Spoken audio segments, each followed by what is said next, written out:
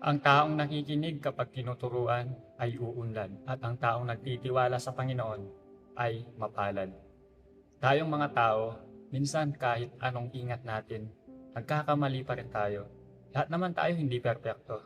Kung minsan may mga bagay sa buhay natin na hindi maganda, pag-uugali, yung pagkatao natin, pero ayon sa kanyang salita, kapag ang taong marunong makinig, kapag tinuturuan ay uunlad. Ibig sabihin may mga tao din kasi na kapag may tinuturo ang Panginoon, hindi marunong makinig. Marami sa atin gusto natin ng blessing, gusto natin ng tagumpay. Pero kapatid, puro lang ba tayo hihingi sa Panginoon? Hindi ba natin titignan kung ano ang tinuturo ng Panginoon kung bakit tayo dumadaan sa mahihirap?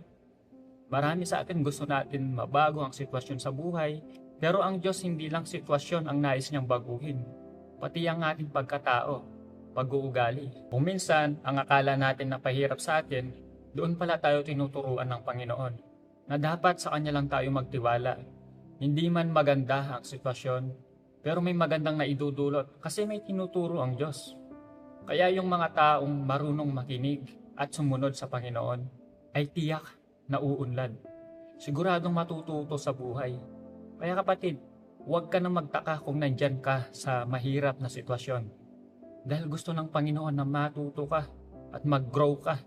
At sabi dyan, ang taong nagtitiwala sa Panginoon ay mapalad. Kapag natutunan natin magtiwala, sumunod at tanggapin ang kanyang pagtuturo, makikita natin na ang bawat pangyayari sa buhay natin ay may dahilan at layunin. Pinagpala ka kapatid kung ang tiwala mo ay nasa Panginoon lamang sa kabila ng nangyayari sa buhay mo.